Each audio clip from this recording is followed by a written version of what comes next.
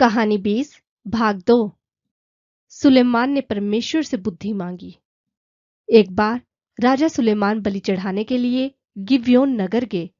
ये विशेष पूजा की जगह थी। सुलेमान हमेशा उस वेदी पर होम बलि के लिए 1000 पशु चढ़ाते थे। फिर गिब्योन नगर में ही यहोवा ने सुलेमान को सपने में दर्शन देकर कहा, मांगो, जो कुछ तुम्हें चाहिए मैं वो तुम्हें दूंगा। सुलेमान ने यहोवा से कहा, आपने अपने सेवक यानी मेरे पिता दाऊद पर अपना बहुत प्रेम दिखाया है, क्योंकि वे आपके सामने सच्चाई, ईमानदारी और मन की सिधाई से चलते रहे। आपने उन पर अपना अपार प्रेम इस हद तक बनाए रखा है कि आज आपने उन्हें उनके सिंहासन पर बैठने के लिए एक पुत्र भी दिया है। अब हे यहोवा मेरे परमेश्वर, अब आपने अपने सेवक को मेरे पिता दाऊद की जगह पर राजा बना दिया है। ये होने पर भी ये सच है कि मैं सिर्फ एक कम उम्र वाला लड़का ही हूं। मुझे इसकी समझ नहीं है कि किस स्थिति में कैसे फैसला लेना सही होता है।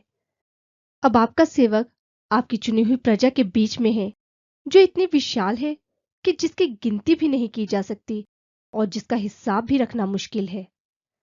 इसीलिए आप अपनी प्रजा का न्याय करने के लिए मुझे यानी अपने सेवक को ऐसी समझ दीजिए कि मैं भले और बुरे को परख सकूं। नहीं तो ऐसा कौन है जो इतनी विशाल प्रजा का न्याय करके उसे चला सके।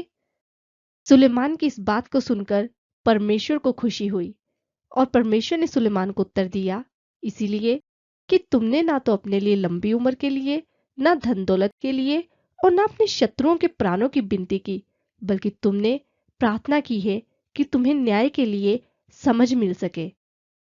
इसलिए सुनो, मैं तुम्हारी इच्छा पूरी कर रहा हूं। देखो, मैं तुम्हें बुद्धि और विवेक से भरा हुआ मन देता हूं, ऐसा कि ना तो तुमसे पहले कोई ऐसा हुआ होगा और ना तुम्हारे बाद ऐसा कोई होगा।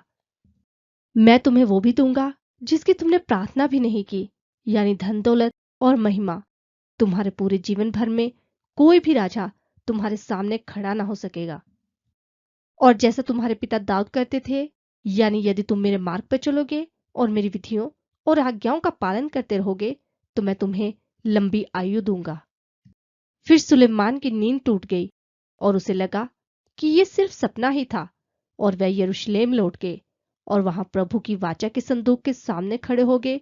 और उन्होंने वहां होम बलि और मेल बलि चढ़ाई और अपने सभी सेवकों के लिए एक भोजन दिया।